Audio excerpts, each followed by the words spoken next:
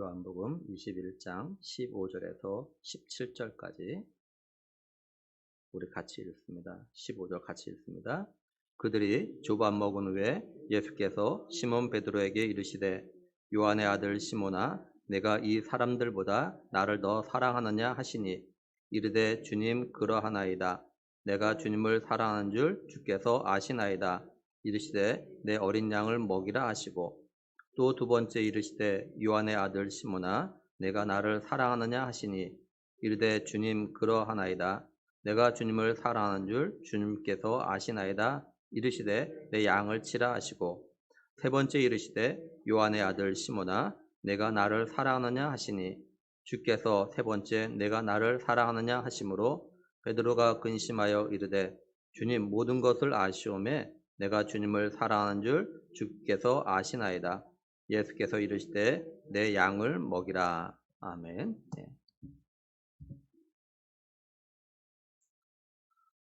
예수님은 이렇게 부활하신 다음에 세 번째로 디베랴 호수 그러니까 갈릴리 바다에서 이제 예수님의 제자들에 나타나셨습니다. 베드로 비롯한 7명의 제자들은 두 번 부활하신 예수님 갖다 만났지만 자신들이 뭘 해야 될지 몰라 하고 있었어요. 베드로는 자신이 이제 고기를 잡으러 가겠다고 다른 제자들이 이야기하니까 다른 제자들도 자신들도 함께 가자고 하면서 함께 배를 탔죠. 제자들이 밤새도록 고기를 갖다가 잡으려고 했지만 고기를 갖다가 잡지를 못했습니다. 이제 해가 뜰 무렵에 예수님께서 바닷가로 오셨어요. 근데 제자들은 예수님인지 몰라봤습니다. 왜 그러냐면 제자들이 고기를 잡고 있는 그 배와 그 다음에 바닷가와 거리가 약 90m에서 100m 정도 떨어져 있었기 때문에 알아보지 못한 거예요. 예수님께서 제자들에게 물으십니다. 고기가 있느냐? 제자들은 말합니다. 없습니다. 그자 예수님 말씀하셔요. 그물을 갖다가 배 오른편에 던져라. 그러면 고기를 갖다 잡을 수 있을 거다. 이렇게 말씀을 하셔요. 이 말 듣고 제자들이 그물을 갖다가 배 오른편에 이제 던집니다. 그랬더니 정말로 고기가 많이 잡히는 거예요. 이걸 보고 예수님이 사랑하시는 그 제자가 베드로에게 말합니다. 주님이시다. 무슨 말이냐면 그물을 갖다가 배 오른편에 던지면 고기를 갖다 잡을 수 있을 거라고 말씀하신 분이 예수님이라는 거예요. 베드로는 그 말을 듣고 벗었던 옷을 갖다 입고 바닷가로 뛰어내립니다. 그리고 다른 제자들은 이제 고기를 잡은 그물을 끌고 이제 육지에 올라와요. 육지에 올라와 보니까 숯불이 있고 거기에 생선이 있고 떡이 있는 겁니다. 예수님께서 제자들에게 와서 아침을 같이 먹자고 하시면서 이제 제자들에게 떡도 나눠주시고 고기도 이렇게 나눠주셔요. 예수님이 제자들과 함께 이렇게 아침 식사를 마치신 다음에 이제 예수님께서 베드로에게 하시는 말씀이 오늘의 말씀의 내용입니다. 15절을 보면은 그들이 조밥 먹은 후에 예수께서 시몬 베드로에게 이르시되 요한의 아들 시몬아 네가 이 사람들보다 나를 더 사랑하느냐 하시니라 이렇게 말씀을 해요. 먼저 우리가 생각해 볼 건 뭐냐면 말씀을 잘 보면요. 예수님께서요. 시몬 베드로에게 말씀하시는 거예요. 그런데 시몬 베드로야 네가 이 사람들보다 나를 더 사랑하냐 이렇게 물으시는 것이 아니라 요한의 아들 시몬아 네가 이 사람들보다 나를 더 사랑하냐 이렇게 묻고 계시다라는 거예요. 세례 요한의 제자였던 이 베드로의 형제 안드레가 예수님을 갖다 만나보고 와서 베드로에게 말합니다. 내가 메시아를 만났다고. 그러면서 이 안드레가 베드로를 데리고 예수님에게 와요. 예수님이 이 베드로를 보고 뭐라고 하시냐면요. 요한복음 1장 42절에 보면 데리고 예수께로 오니 예수께서 보시고 이르시되 내가 요한의 아들 시몬이니 장차 게바라 하리라 하시니라. 게바는 번역하면 베드로라 이렇게 말씀을 해요. 그러니까 예수님이요 베드로를 갖다 처음 보고 하신 말씀이 뭐냐면 네가 요한의 아들 시몬이니 장차 개발하라. 다시 말해서 베드로로 할 거다. 이렇게 말씀하셔요. 그래서요, 요한복음에 보면은 이후로는요, 이제 시몬 베드로 이렇게 되어져 있습니다. 근데 예수님께서 부활하시고 세 번째로 제자들에게 나타나셔서 시몬 베드로에게 요한의 아들 시몬아 이렇게 부르고 계시다라는 거예요. 예수님께서 베드로를 갖다가 처음 불렀던 그 이름을 갖다가 다시 이렇게 부르고 계시다라는 거예요. 예수님은 부활하신 다음에 제자들에게 두 번 나타나셨습니다. 이때 예수님은 베드로에게 아무 말씀도 하지 않으셨어요. 베드로가 예수님 말씀대로 예수님을 갖다 3번 부인했음에도 불구하고 예수님은요 베드로에게 아무 말씀도 하지 않으셨어요. 그리고 3번째 나타나셔서 처음 시몬 베드로를 만났을 때 불렀던 본래 이름인 요한의 아들 시몬아 이렇게 부르고 계신 겁니다. 그러니까 예수님은 지금 시몬 베드로에게 두 번째로 이제 요한의 아들 시몬아 이렇게 좀 부르고 계신 겁니다. 그리고 요한의 아들 시몬을냐고 이제 3번을 이렇게 부르시는 거죠. 그런 예수님께서 왜 시몬 베드로에게 본래 이름 또 처음 만났을 때 불렀던 이 요한의 아들 시몬아라고 이렇게 불렀을까라는 겁니다. 예수님은요 베드로가 예수님 자신을 갖다 모른다고 3번 부인한 이 일로 인해서 의기소침해 있고 또한 이것 때문에 마음에 큰 부담을 가지고 있다는 걸 알고 계십니다. 예수님이 이런 베드로에게 처음 만났을 때를 갖다 지금 떠올리게 하고 계신 거예요. 쉽게 말해서 베드로가 정말로 순수했던 때, 그래서 예수님이 나를 따르라고 했을 때 두말하지 아니하고 그물을 버려두고 예수님을 따랐던, 예수님을 따르기 시작했던 그때를 갖다가 생각하게 하고 계신 겁니다. 다른 말로 하면 첫사랑을 갖다가 생각나게 하고 계신 거예요. 그러니까 예수님은 시몬 베드로에게 처음 예수님을 만났을 때, 처음 부름 받았을 때를 갖다 떠올리면서 지금 자신의 모습을 갖다 좀 돌아보게 하고 계신 거예요. 처음 예수님으로부터 부름을 받았을 때 자신의 생업인 그물을 버리고 예수님을 갖다 따랐는데 지금은 예수님을 갖다 모른다고 3번 부인한 것 때문에 부활하실 예수님을 만났음에도 불구하고 내가 뭘 해야 될지 몰라가지고 고기 잡고 있는 자기 자신을 갖다 좀 돌아보게 하신 겁니다. 이걸 오늘 우리에게 어떻게 적용해서 생각해 볼 수 있을까요? 우리가 지금까지 신앙생활하면서 여러 가지 일들 갖다 겪었을 겁니다. 그러는 가운데 어떤 말씀을 통해서 우리가 정말 예수님 갖다 인격적으로 만나고 하나님의 사랑을 갖다 깊이 깨닫고 경험했던 그런 말씀들이 있을 겁니다. 근데 어느 날 개인적으로 성경을 읽으면서 그 말씀을 갖다가 읽을 때 지난 날이 생각날 때가 있을 거예요. 또는 말씀을 듣는데 그때 그 말씀의 설교를 갖다 듣게 되는 그런 경우가 있어요. 물론 똑같은 목사님을 통해서 똑같은 말씀 듣는 건 아니지만 그때 그 말씀을 갖다 듣게 되는 그런 경우가 있습니다. 뭐 예를 들어 이야기하면 제가 몇 번 이야기했지만 제가 열왕기상 이 말씀을 볼 때마다 생각나는, 말씀을 나눌 때마다 생각나는 그런 자매가 있어요. 말씀드렸지만 고시원에서 공부하다가 새벽에 우리에게 와서 예배드렸던 그 두 자매. 그 자매가 문득문득 생각날 때가 있어요. 열왕기상하를 이렇게 말씀 나눌 때마다.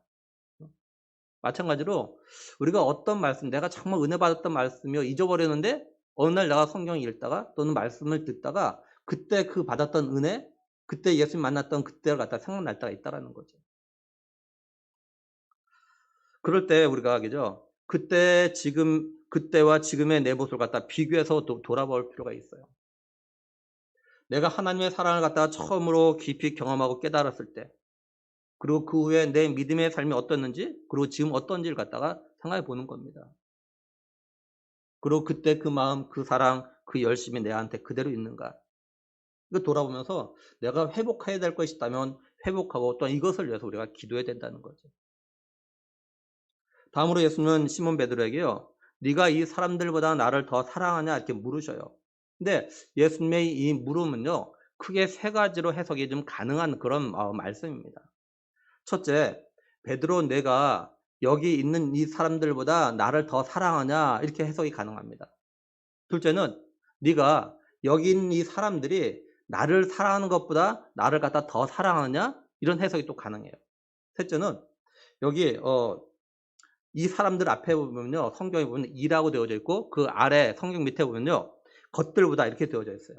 이게 무슨 말이냐면 베드로 네가 여기 있는 그물, 배 또는 물고기 등 이것들보다 나를 더 사랑하느냐 이렇게 해석이 가능하다는 겁니다.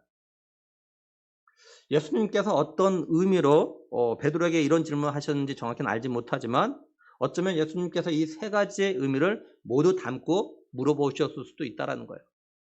다시 말해서 한마디를 통해서 세 가지를 갖다 다 여러 가지를 갖다 생각하게 하시는 그런 겁니다. 왜냐하면 이 세 가지는요. 예수님께서 이전에 말씀하셨던 것과 연관이 되어져 있기 때문에 그래요.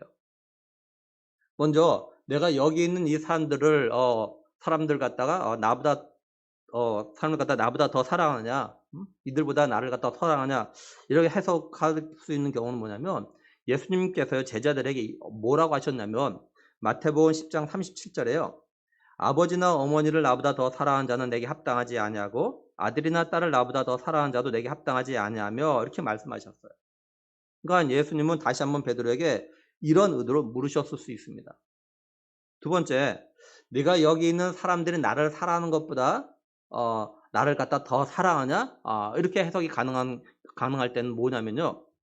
예수님께 제자들과 성만찬을 하신 다음에 제자들이 이렇게 말씀하셨어요.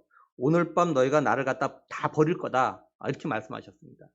그자 베드로가 예수님의 이 말을 듣고 뭐라고 이야기했냐면요. 마태복음 26장 33절에 베드로가 대답하여 이르되 모두 주를 버릴지라도 나는 결코 버리지 않겠나이다. 이렇게 대답했다고요. 이 말은 베드로 자신이 나는 다른 제자보다 예수님을 더 사랑합니다. 이런 의미를 갖고 있는 거예요. 그러니까 예수님은 베드로에게 네가 다른 제자들보다 다른 제자들 다 나를 버려도 너는 나를 안 버린다고 말했는데 그게 정말이야? 정말이었어? 이렇게 좀 이런 의도로 물으시는 거죠. 다시 말해서 예수님은 베드로가 했던 말을 갖다 좀 기억시켜주고 있는 것입니다. 세 번째, 베드로 내가 여기 있는 그물, 배, 물고기보다 나를 더 사랑하냐 이렇게 해석할 수 있는 가능성은요. 마태복음 19장 29절에는 또 내 이름을 위하여 집이나 형제나 자매나 부모나 자식이나 전토를 벌인 자마다 여러 배를 받고 또 영생을 상속하라 이렇게 말씀하셔요. 예수님께서 이 말씀을 갖다 언제 하셨냐면 부자 청년이 예수님에게 와서 내가 어떻게 영생을 얻을 수 있습니까? 이렇게 물었죠. 그자 예수님께서 너의 소유를 갖다 다 팔아서 가난한 사람들에게 나눠주라. 그러고 나서 나를 따르라 이렇게 말씀하셨어요. 근데 이 청년은 부자여가지고 근심하면서 그냥 돌아가요. 그때 예수님께서 이 말씀 갖다 하신 겁니다. 우리가 좀 생각해 볼 거는 예수님께서 지금 시몬 베드로가 혼자 있을 때 이 말씀 갖다 하신 것이 아니에요. 다른 제자들도 같이 있는데 예수님께서 시몬 베드로에게 좀 물으시는 겁니다. 그렇다면 예수님께서 이 물음이 베드로에게만 들으라고 베드로에게만 하시는 걸까라는 거예요. 아닐 겁니다. 예수님은 다른 제자들에게도 이렇게 묻고 싶으셨을 거예요. 소위 예수님의 수제자라고는 베드로를 갖다 대표로 해가지고 함께 있는 다른 제자들도 자기들 갖다 스스로 돌아볼 갖다 예수님은 원하신 겁니다. 분명히 다른 제자들은요, 예수님이 베드로에게 이렇게 묻는 이 질문을 들으면서 자기 자신들 갖다 좀 돌아봤을 겁니다. 그러니까 오늘 이 말씀 앞에 서 있고 또 이 말씀을 갖다 듣고 있는 우리들도요, 이 세 가지 경우를 갖다가 우리에게 적용하면서 우리 자신들 갖다 돌아볼 필요가 있어요. 나는 정말로 내 주변의 사람들, 다시 말해서 내 가족을 내가 사랑하는 가족들, 또 내가 좋아하고 사랑하는 친구들보다, 이들을 사랑하는 것보다 내가 정말로 예수님 갖다 더 사랑하는가? 나는 내 주변에 예수님을 믿는 성도들, 예수님을 사랑하는 그런 성도들보다 내가 더 예수님을 갖다 사랑한다고 말할 수 있을까? 나는 내가 가진 것들, 예를 들면 뭐 집, 돈, 뭐 일터, 뭐 자동차, 뭐 내가 정말 좋아하는 거, 이런 것들보다 정말로 내가 예수님을 갖다 더 사랑한다라고, 쉽게 말해서 나에게는 정말로 주 예수보다 귀한 것이 없다고 말할 수 있을까? 뭐 우리 자신들에게 우리가 좀 질문 던지면서 대답을 좀 해봐야 돼요. 분명히 예수님은요, 오늘 우리에게도 이렇게 묻고 싶으실 겁니다. 아니, 예수님 분명히 오늘 말씀을 통해서 우리에게 이렇게 묻고 계셔요. 네가 이 사람들보다, 이것들보다 나를 더 사랑하냐? 오늘 우리는 이런 예수님의 물음에 뭐라고 대답할 수 있을까라는 겁니다. 다음으로 예수님은 시몬 베드로에게 똑같은 질문 다시 말해서 네가 나를 사랑하냐라는 물음을 갖다가 3번 하셔요. 예수님께서 왜 3번 하셨는지 정확히는 알 수는 없지만 우리가 추측해 볼 수 있는 건 뭐냐면 베드로가 예수님을 갖다가 모른다라고 3번 부인을 했기 때문에 그래요. 이걸 오늘 우리에게 좀 적용해 볼 필요가 있어요. 예수님이 베드로에게 네가 나를 갖다 사랑하냐라고 3번 물으신 건 베드로가 예수님을 갖다 모른다라고 3번 부인했기 때문인 것처럼 예수님은요, 오늘 우리에게도 네가 나를 갖다 사랑하냐라고 이렇게 물으셔요. 근데 예수님은 우리에게 3번만 이렇게 물으시는 것이 아니라 10번, 100번 아니 매일 매순간마다 예수님이 우리에게 이렇게 묻고 계셔요. 왜냐하면 우리가 교회 나오기 시작한 지 뭐 수십 년이 되었고 예수를 믿는다 말한 지 수십 년이 되어졌어요. 근데 우리의 삶을 보면 마치 우리가 예수님을 갖다 모르는 사람처럼 살아가고 있는 사람들이 너무도 많기 때문에 그래요. 다시 말해서 우리가 지금 예수님 믿는 사람다운 삶을 갖다가 제대로 살고 있느냐라는 거예요. 먼저는 우리 자신이 나 자신을 볼 때 내가 예수님을 갖다 믿는 사람다운 삶을 갖다 살고 있고 또 그렇게 살려는 노력을 갖다가 얼마나 하고 있는가 이걸 갖다 생각해 봐야 돼요. 다음으로 내 주위에 있는 사람들이 다시 말해서 내가 교회 다니는 사람이라는 것, 내가 예수님 믿는 사람이라는 것, 내가 교회 직분자라는 걸 알고 있는 사람들이 나를 볼 때 과연 교회 다니는 사람답고 예수님 믿는 사람답고 교회 직분자답다라고 인정할 수 있을까? 이거 갖다 생각해 봐야 돼요. 우리가 베드로처럼 내 입으로 예수님을 모른다라고 부인하지는 않았을지 모르지만 우리가 삶으로 행동으로 마치 예수님을 갖다 안 믿는 사람들처럼 했던 삶들과 행동들이 분명히 있을 겁니다. 근데 이게 한두 번이 아니고 예수님을 안 믿는 사람처럼 행동할 수 있는 상황이 되면 마치 세상 사람들처럼 말하고 행동들을 갖다 하는 것들이 분명히 있을 거예요. 우리가 불렀던 찬송가 290장의 가사처럼 우리는 주님을 늘 배반하나. 우리의 삶을 잘 보면 정말 우리가 예수님을 갖다 배반한 일들이 너무도 많아요. 우리의 삶 속에서 예수님을 갖다 모르는 척 말하고 행동하면서 해가지고 정말 예수님의 마음을 갖다 아프게 하고 예수님의 눈에서 눈물 흘리게 하는 그런 일들이 우리에게 얼마나 많이 있느냐라는 거예요. 예수님은 이걸 아시고 우리에게 매일 매 순간 물으시는 거예요. 네가 이 사람들보다 나를 더 사랑하느냐? 네가 이것들보다 나를 더 사랑하느냐? 그러니까 우리가 뭔가 결정할 때 또 내가 뭔가를 갖다 하려고 할 때 내가 예수님을 사랑하는 건 맞나? 내가 사랑하는 예수님이 내가 이런 결정을 하면 또 내가 이렇게 하면 뭐라고 하실까 생각해 보고 정말로 진실로 내가 사랑하는 예수님이 기뻐하실 수 있는 일을 갖다 할 수 있는 우리 모두가 되어야 한다는 겁니다. 그리고 다음으로 여기 사랑하느냐라고 해석된 헬라어 단어의 시제가요. 현재 능동태로 되어져 있어요. 그러니까 예수님은 베드로에게 지금 네가 스스로 나를 사랑하냐라고 묻고 계신 겁니다. 다시 말해서 지난날 사랑했느냐가 아니고 또 지난날 비록 예수님을 갖다 모른다라고 3번 부인했지만 지금은 나를 사랑하냐 지금 이렇게 묻고 계신 거예요. 이걸 오늘 우리에게 적용해 볼 필요가 있어요. 예수님은 우리에게 지난날 우리가 예수님을 갖다 사랑했던 것 또는 예수님을 갖다 부인했던 것보다 지금 예수님을 갖다 사랑하고 있느냐 이거 갖다 더 중요하게 생각하고 계시다라는 거예요. 하나님은 우리가 지난날 하나님의 말씀대로 믿음의 삶을 갖다 살아가는 것보다 또는 지난날 하나님 말씀에 불순종했던 어떤 그런 삶보다는 지금 하나님 말씀에 믿음으로 순종하냐 불순종하냐 이걸 갖다 더 중요하게 여기고 계시다라는 거예요. 한마디로 하나님은 지난날 과거의 우리의 모습에 붙잡히지 말고 현재의 모습과 그리고 오늘 해야 될 일 그리고 앞으로 해야 할 일을 갖다 지금 보라고 하고 계신 겁니다. 그리고 이건 단순히 우리의 믿음의 삶과 또는 예배의 삶과 기도의 삶과 말씀의 삶 또는 전도의 삶에만 적용되는 것이 아닙니다. 우리의 일상의 삶, 일터의 삶, 공부의 삶 이것도 모든 건 다 적용이 되어져요. 사실 그렇잖아요. 과거에 사랑했는데 지금 사랑하지 않으면 과거의 사랑이 무슨 의미가 있겠습니까? 그렇죠? 오히려 과거에 사랑하지 않는데 지금 사랑하는 것이 더 낫지 않습니까? 그죠? 과거에 아무리 잘해도 지금 잘못하면 별 의미가 없을 때가 참 많아요.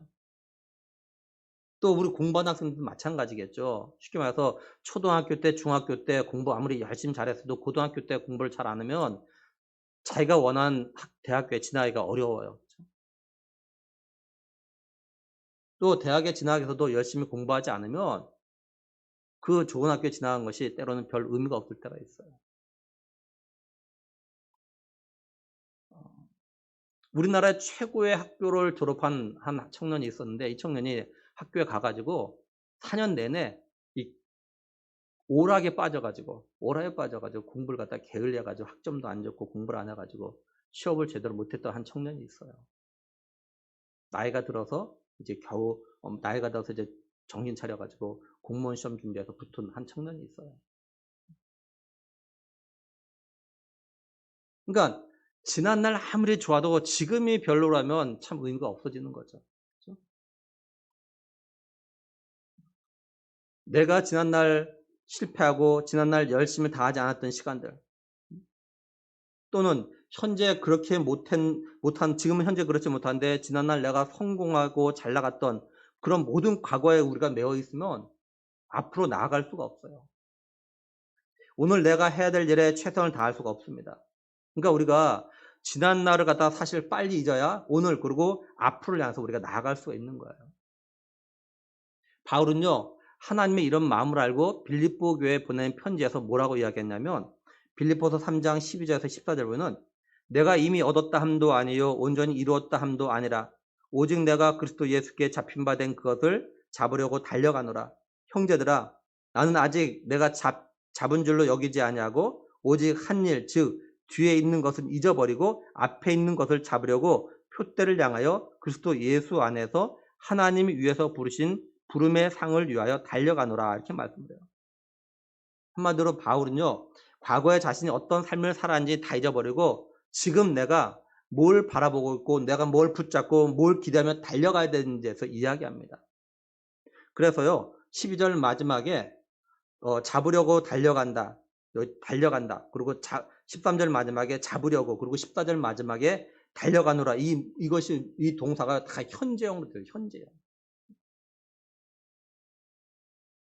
우리가 지난 21년 2021년에 그죠? 코로나19로 인해서 믿음의 삶을 갖다가 제대로 살지 못했던 부분들, 또 예배의 삶을 갖다가 소홀히 했던 부분들, 더 나아가서 우리가 예수님을 믿는다고 했던 이유로 어떤 삶을 살았던지, 그 삶이 믿음의 선한 싸움을 싸우는 삶이었던, 또는 믿음의 선한 싸움을 갖다가 제대로 삶을 살지 못했던 삶이었던, 모두 지난 일이니까 다 잊어버리고 2022년 올해에는 새로운 마음으로 믿음의 삶과 예배의 삶과 말씀의 삶과 전도의 삶과 또 헌신과 충성의 삶을 갖다가 살아가기로 새롭게 다짐을 해야 한다라는 거예요.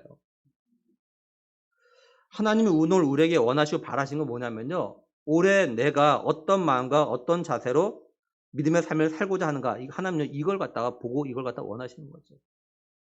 그러므로 바라기는 우리 교회에서 신앙생활하는 모든 믿음의 식구들은 좀 지난날의 모든 것 좀 다 잊어버리고 이제 새로운 마음으로 하나님께서 올해 나를 위해서 예비하신 그 부름의 상을 위하여서 내가 달려가야 하는 그런 믿음의 선한 경주를 최선을 다해서 달려나가는 믿음의 사람들이 될 수 있기를 정말 주님의 이름으로 간절히 축원합니다.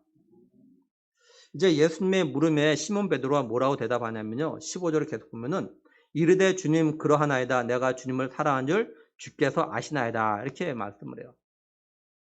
여기 사랑하는 이라고 해석된 헬라어 단어의 시제는요. 현재 능동태로 되어져 있어요.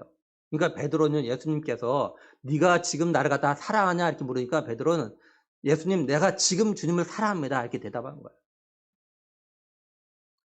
이 말을 갖다가 3번 반복해서 이야기해요. 그렇다고 베드로가요. 자신의 지난날 예수님을 갖다가 모른다라고 3번 부인했던 거 이거 갖다 잊은 건 아닙니다. 왜냐하면 누가복음 22장 61절 62절에 보면요. 주께서 돌이켜 베드로를 보시니 베드로가 주의 말씀 곧 오늘 닭 울기 전에 네가 3번 나를 부인하리라 하심이 생각나서 밖에 나가서 심히 통곡하니라 이렇게 말씀하고 있어요. 아마 베드로는 일생 동안 자기가 예수님 갖다 3번 부인했던 이걸 갖다 잊지 못했을 겁니다. 그래서 베드로는요. 나중에 순교당할 때 십자가에 거꾸로 매달려서 죽었다라고 이렇게 전해져 오고 있습니다. 자신이 예수님처럼 똑바로 달려서 죽을 자신이 없었다는 거예요. 내가 예수님을 갖다 3번 부인했는데 어떻게 예수님도 똑같이 죽을 수 있냐고. 베드로는 지난날 잊을 수 없는 부끄러운 과거가 있었지만 이 일을 계기로 해서 예수님을 갖다 더욱 사랑하게 되었을 거예요. 베드로는 예수님을 갖다가 3번 부인하고 심히 통곡하고 회개한 후로 예수님을 갖다 진정으로 사랑하는 그런 제자가 되었던 거죠. 그래서 주님께서 아시나이다 이렇게 해석된 헬라 단어의 시제가요. 완료 능동태로 되어져 있어요. 이게 무슨 말이냐면 베드로가 주님을 사랑한다는 것 갖다가 주님은 이미 알고 계시다라는 겁니다. 그러니까 베드로는요. 주님, 내가 주님을 갖다가 부인한 일은 있지만 정말 부인했지만 내가 주님을 사랑하고 있다는 거 주님이 이미 알고 계시잖아요. 이렇게 말하는 거예요. 내가 비록 과거에 예수님을 갖다 모른다 부인했지만 그러나 내가 정말 예수님을 갖다 사랑하고 있다는 거 이미 알고 계시잖아요. 이렇게 말하는 거예요. 예수님은 베드로의 이 대답에 부인을 하지 않습니다. 인정하셔요. 베드로가 정말로 비록 과거에 예수님을 모른다 3번 부인했지만 지금 예수님을 갖다 사랑하고 있다는 거 예수님이 이걸 갖다 인정하고 계셔요. 예수님이요 십자가를 지시기 전에 제자들과 성만찬 하신 다음에 제자들의 예수님께 이렇게 말씀하셨어요. 너희가 내가 가는 곳에 지금은 따라올 수 없지만 나중에는 따라오게 될 거다. 그자 베드로가 뭐라고 이야기했냐면요. 요한복음 13장 37절에는 베드로가 이르되 주여 내가 지금은 어찌하여 따라갈 수 없나이까 주를 위하여 내 목숨을 버리겠나이다. 이렇게 말했다고요. 이 말을 들은 예수님께서 베드로에게 뭐라고 하셨냐? 38절에 예수께서 대답하시되 네가 나를 위하여 내 목숨을 버리겠느냐? 내가 진실로 진실로 내게 이르노니 닭 울기 전에 네가 3번 나를 부인하라 이렇게 말씀하셨어요. 그러니까 예수님은요. 십자가 지기 전에 베드로가 예수님 자신을 위하여 내 목숨을 버리겠다라고 이렇게 말한 거 인정하지 않으셨다는 거예요. 부정하셨기 때문에 네가 나를 위해서 네 목숨을 버린다고? 이렇게 물으셨다고 이렇게 반문하셨다고. 근데 지금은 베드로가 내가 주님을 사랑하는 줄 주께서 아시나이다 3번 말했는데 한 번도 이거에 대해서 부정하지 않고 계시다는 거예요. 인정하신다는 거죠. 우리가 이걸 통해서 예수님은 우리의 마음과 생각까지도 다 알고 계시다는 걸 갖다 알 수가 있어요. 예수님은요, 우리가 입으로 하는 말들 또는 고백들, 기도들이 진실한지 진실하지 않은지 이걸 갖다 다 알고 계셔요. 그런 면에서 우리가 기도를 할 때 정말 조심해야 돼요. 특히 예배 시간에 대표 기도하시는 분들은요, 대표 기도를 위해서 일주일 동안 기도하면서 자신의 마음과 생각을 좀 돌아봐야 돼요. 내가 진실로 믿음을 가지고 진실한 마음으로 대표 기도할 수 있도록 기도로 준비해야 돼요. 그래서 새벽 기도 좀 나오시고 금 기도 나오시고 그 기도로 준비해야 된다고요. 대표 기도는요. 사람들 들어가는 그런 기도가 아닙니다. 성도들 대표로 해서 기도하는 거예요. 그러니까 대표로 기도하시는 분이 진실한 마음이 아닌 믿음이 아닌 거짓과 꾸밈과 그저 입술로만 또는 습관적인 말로 기도하게 되면 결국은요. 성도들 모두를 갖다가 믿음이 아닌 기도, 거짓의 기도, 습관적인 기도에 아멘이라고 화답하게 되어가지고 함께 거짓과 믿음이 없는 기도자가 되게 만드는 겁니다. 하나님은요, 우리가 기도 잘하는 거 원하지 않으세요. 하나님은요, 우리가 뭐 유창한 언어, 또 뭐 고급 언어, 뭐 이런 말로 기도하는 거 원하지 않으세요. 하나님은요, 우리가 진실한 마음으로 또한 믿음으로 기도하는 것 갖다 원하시고 이런 기도를 갖다 들으시는 겁니다. 다시 말해서 하나님은요, 우리가 어떤 마음과 어떤 생각으로 기도하는지 다 알고 계셔요. 그러니까 우리가 아무리 유창한 언어로 고급 언어로 기도해도 그 기도가 진실한 기도가 아니고 믿음의 기도가 아니면 그런 기도 듣지 않으시는 겁니다. 응답하지 않으세요. 사람들 보기에는 아주 잘하는 기도 같고 유창한 언어 같고 그럴지 모르지만 하나님은요, 그렇게 기도하고 그렇게 고백하는 것이 진실인지 믿음으로 하는 건지 이걸 보시고 판단하시는 거죠. 그래서 대표 기도하신 분들에게 기도할 내용을 적어서 하라고 한 이유가 하나 뭐냐면 기도하면서 일주일 동안 기도하면서 내가 하나님 앞에서 진실한 마음과 믿음의 기도를 갖다가 하는지를 갖다 돌아보고 진실한 마음과 믿음으로 기도할 내용을 갖다 적어서 그걸 기도하라고 하시는 거예요. 그리고 한 주간 동안 내가 어떤 삶을 살았는지 다시 말해서 내가 기도하고자 하는 삶을 갖다가 얼마나 살았는지를 갖다 돌아보고 그렇지 못했다면 진실한 마음으로 회개하고 그걸 갖다 고치는 마음으로 기도를 하고 습관적인 기도를 갖다 하지 말라라고 하는 겁니다. 이건 우리가 개인 기도할 때도 마찬가지예요. 하나님요 우리의 마음과 생각을 갖다가 다 아신다는 것 갖다가 기억하고 절대로요 하나님께 기도할 때 꾸미거나 아닌 척하거나 거짓말로 기도하면 안 된다는 겁니다. 이제 예수님은 베드로의 대답을 들으시고 뭐라고 하시냐? 15절 계속 보면은 이르시되 내 어린 양을 먹이라 이렇게 말씀을 해요. 예수님의 이 말씀은 두 번 더 베드로의 대답을 들을 때마다 조금씩 달라지죠. 16절에서는 내 양을 치라, 그리고 17절에서는 내 양을 먹이라 이렇게 말씀을 하셔요. 여기서 주목할 건요. 예수님이 내 어린 양, 내 양 이렇게 말씀하고 있다라는 거예요. 예수님은 베드로에게요. 이제 자신의 양을 갖다 맡기셨습니다. 자기 양들을 위해서 목숨을 버리시고 구원하신 선한 목자 되신 예수님께서 이제 하나님 나라로 돌아가실 때가 되어가지고 예수님의 양을 갖다가 지금 베드로에게 맡기시는 거예요. 예수님이 자신의 양을 갖다가 베드로에게 맡기면서 하시는 말씀이 뭐냐? 먹이라, 치라라는 겁니다. 다른 말로 하면 쉽게 말해서 내 양을 갖다가 잘 돌보고 잘 양육하라라는 거죠. 그리고 베드로 네 양이 아니고 내 양이니까 내 양이니까 네 마음대로 하지 말고 내가 원하고 바라는 대로 내 양들 갖다가 잘 돌보고 잘 이렇게 양육하라. 지금 이렇게 말씀하고 계신 거예요. 목자가 양들이 원하는 것이 뭐겠습니까?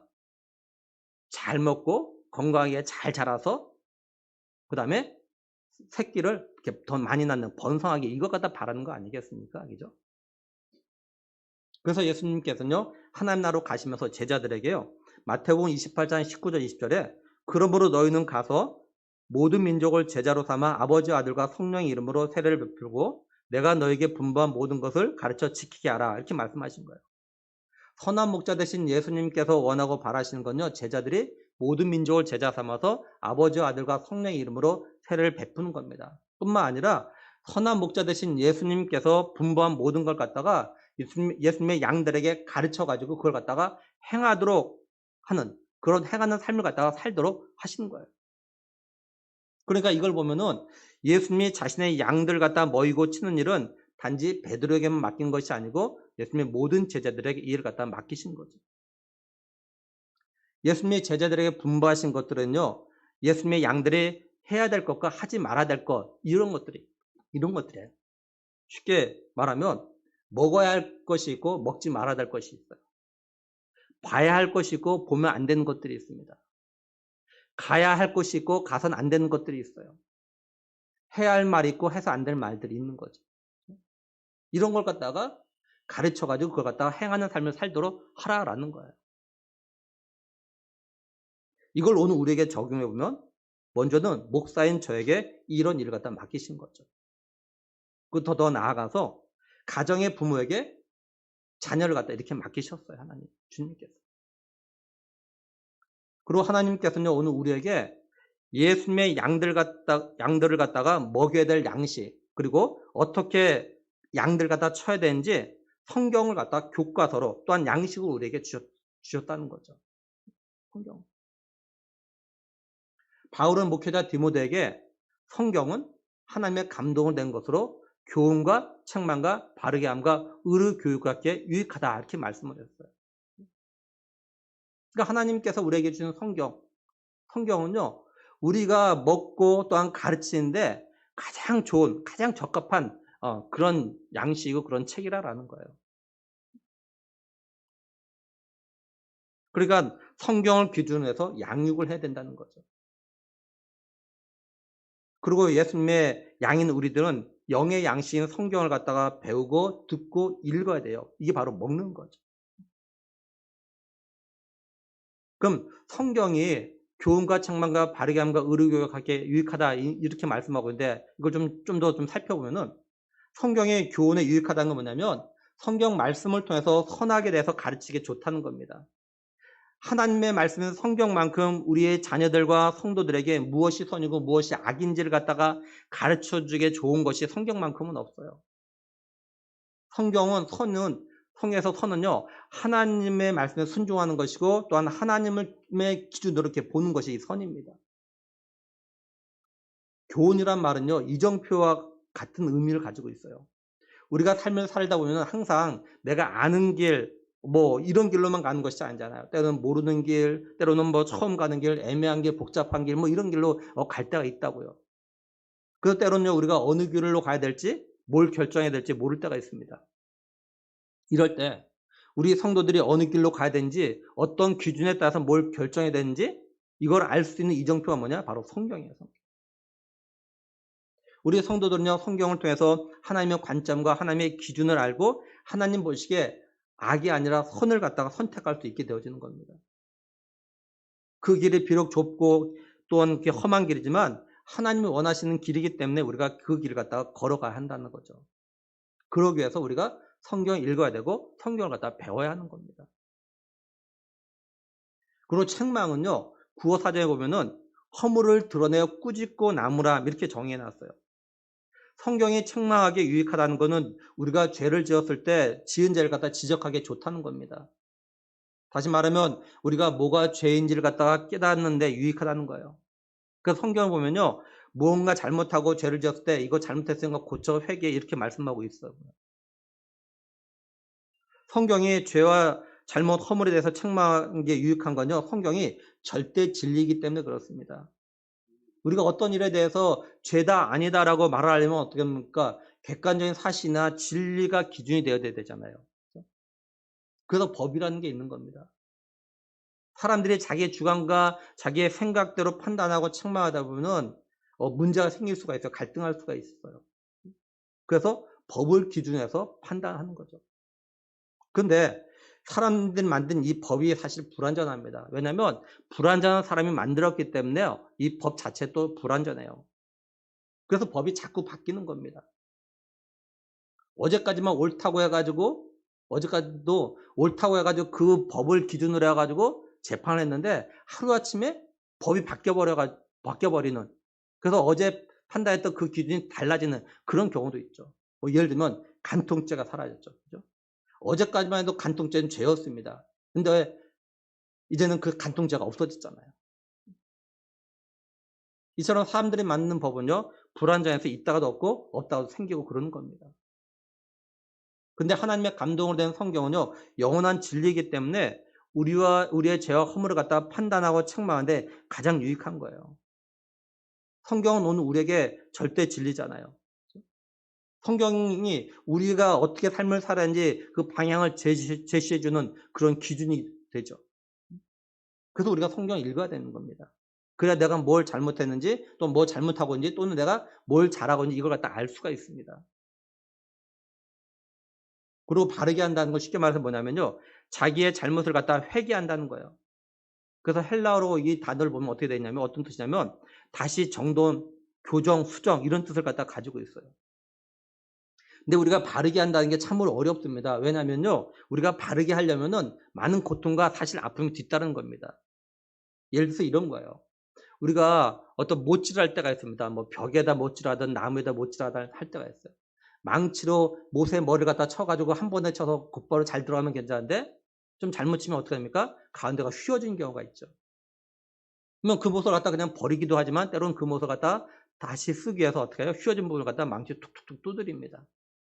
한 번에 두드려서 펴지면 좋은데 안 될 경우는 몇 번, 두세 번 막 두드리잖아요. 그렇죠? 이처럼 바르게 박혀야 되고 바르게 삶을 살아야 되는데 잘못되었을 때 그걸 고치도록 두드리는 거 이것이 이렇게 바르게 하는 그런 의미입니다. 이게. 그러니까 바르게 하면 맞아야 되는 거죠. 맞아야 돼. 그냥 말로 되는 것이 아니라는 거예요. 그래서 여기 그래서 이제 성경이 의로 교육하기에 유익하다는 건 진리를 갖다가 깊이 깨닫도록 하는데 좋다는 거예요. 근데 진리, 의를 갖다가 깨닫도록 하는데 그냥 말로 하는 것이 아니라 훈련을 통해서입니다. 그래서 여기 교육이란 말에요. 말에 어떤 뜻을 갖고 있냐면 훈련을 바르게 함, 체벌, 벌 주기 이런 뜻이 담겨져 있어요.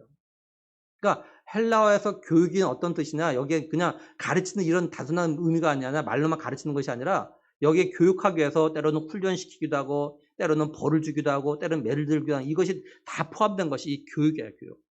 근데 오늘날은 교육 안에 매들면 절대 안 되는 것처럼 돼가지고 참 문제가 돼서 제대로 된 교육을 다 못하고 있는 거예요. 사실은. 적절한 어떤 훈련과 적절한 뭔가 뒤따라야 되는데 매를 들면 안 되도록 해버리니까 제대로 교육이 안 되고 있는 거예요. 사실은. 근데 우리가 교육이라는 게 하루아침에 또는 한두 번에 되는 것이 아니잖아요. 교육이라는 것은 죽을 때까지 또 우리가 죽을 때까지 또 배워야 되는 거고요. 근데 죄성 있는 우리에겐요. 어떤 때는 잘하다가도 어떤 때는 잘못하는 경우가 있습니다. 우리가 잘못을 고치고 바르게 하려고 해도요, 이것이 하루아침에 고쳐지거나 하루아침에 새로워지는 것이 아니잖아요.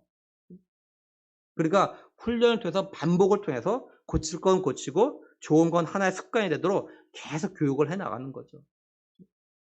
우리가 하루아침에 좋은 습관 생기면 얼마나 좋겠습니까? 근데 안 되잖아요. 이렇게 하는데 성경이 필요하다는 겁니다. 우리가 성경을 갖다가 계속 매일 읽음을 통해서 우리 자신의 모습을 갖다가 계속 보는 거예요. 그러면서 내가 뭐 고칠 것이 없나, 또 내가 새로워져야 될 것이 없나, 이런 것 갖다 말씀을 통해서 우리가 갖다 보는 거예요. 그러니까 정말 우리가 이런 삶을 살고 정말 예수님의 양으로서 예수님이 원하시는 그런 삶을 살기 위해서는요, 성경을 갖다가 배우고 읽어야 되는 겁니다.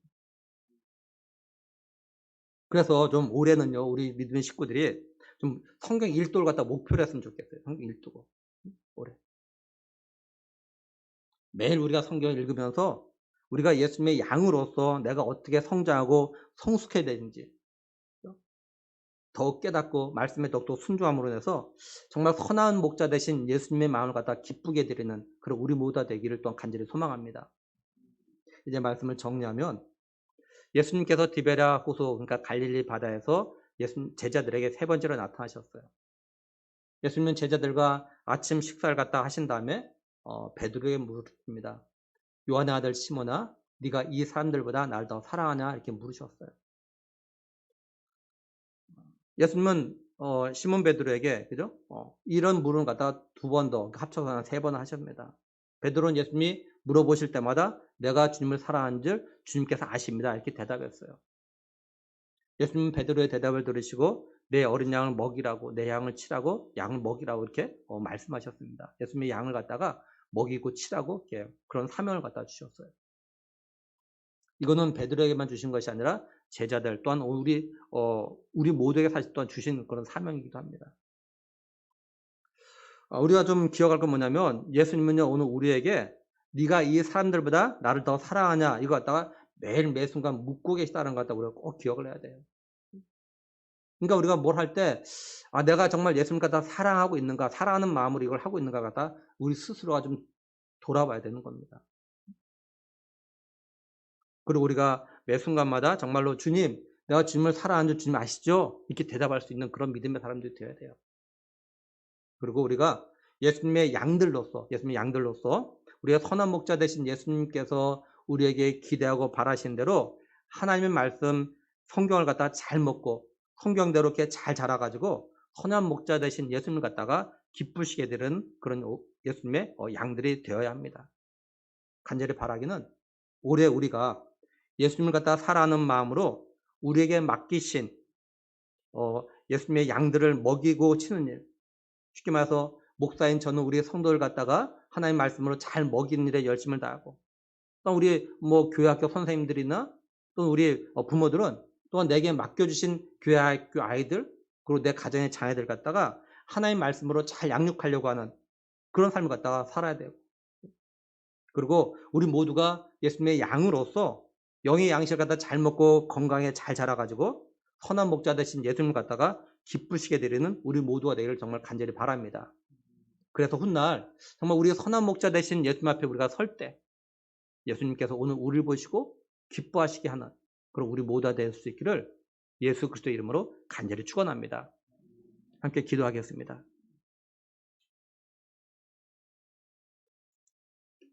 하나님 참 감사합니다. 우리를 위해서 선한 목자 되신 예수님을 이 땅에 보내주셨고 선한 목자 되신 예수님께서 우리를 구원하시기 위해서 십자가 못 박혀 피 흘려 죽으시고 우리를 구원하신 그 은혜를 갖다가 저희 다시 한번 또한 기억합니다. 선한 목자 되신 예수님께서 예수님의 양된 우리에게 정말 우리가 예수님이 원하신 대로 하나님의 말씀을 잘 먹고 또한 하나님의 말씀을 통해서 잘 자라서 하나님이 기뻐하시는 주님이 원하시는 그런 양들로서 이제 더 번성하는 목자 되신 예수님을 갖다 드러내는 그런 삶을 살아가길 원하시는 그 마음을 우리가 꼭 기억할 수 있게 하여 주시옵소서. 또 하나님 아버지 우리가 지난날의 모든 것 잊어버리고 이제 올해 새로운 마음을 가지고 정말 우리의 목자 되신 예수님이 우리에게 바라시는 그런 믿음의 삶 우리에게 기대하시는 그런 믿음의 삶 살아가려고 노력하는, 그래서 정말 선한 목자 되신 예수님을 갖다 기쁘시게 드리는 그런 우리 교회 모든 믿음의 식구들 될 수 있도록 은혜 베푸실 간절히 원하옵고 우리 주 예수 그리스도의 이름으로 기도드리옵나이다. 아멘. 참